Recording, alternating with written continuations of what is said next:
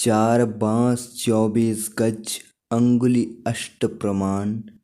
ताऊ पर सुल्तान बैठे ना चूके चौहान।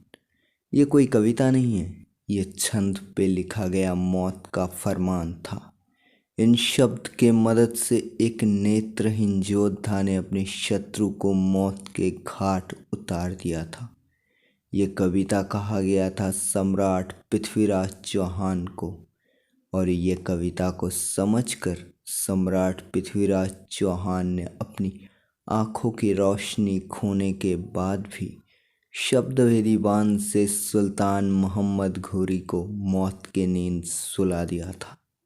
सम्राट पृथ्वीराज चौहान भारत के इतिहास का एक उज्जवल नक्षत्र है, जिसकी शौर्य और वीरता की कथा लोगों की जुबान पर फिरता है।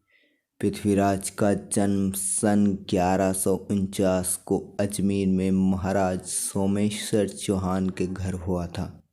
सिर्फ 13 साल की उम्र में सम्राट पृथ्वीराज चौहान सिंहासन पर बैठे थे। अपने माँ की तरफ से उन्हें दिल्ली का सिंहासन मिला था। पृथ्वीराज अपनी दोनों राजधानी दिल्ली और अजमेर से ही शासन परिचालना करते थे। पृथ्वीराज चौहान अद्वितीय योद्धा थे, शौर्य और वीरता में अद्वितीय थे। ऐसे ही उनका प्रेम भी रोमांचकर था। उन्होंने अपनी प्रेमिका संयुक्ता को भगाकर शादी की थी। संयुक्ता जो कि कौनज राज जयचंद की बेटी थी। पृथ्वीराज और संयुक्ता की प्रेम की कहानी भारत में बहुत ही लोकप्रिय है।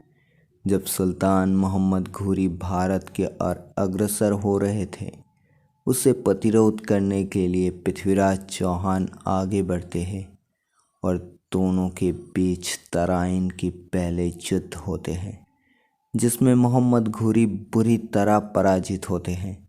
लेकिन पृथ्वीराज चौहान मोहम्मद घोरी को छोड़ देते हैं। इसके बाद मोहम्मद घोरी फिर भारत आक्रमण करते हैं और तराइन के दूसरे युद्ध में पृथ्वीराज चौहान पराजित होता है और उन्हें बंदी बनाकर मोहम्मद घोरी अपनी राजधानी ले जाता है और मोहम्मद घोरी पृथ्वीराज की आंखें नष्ट कर देते हैं।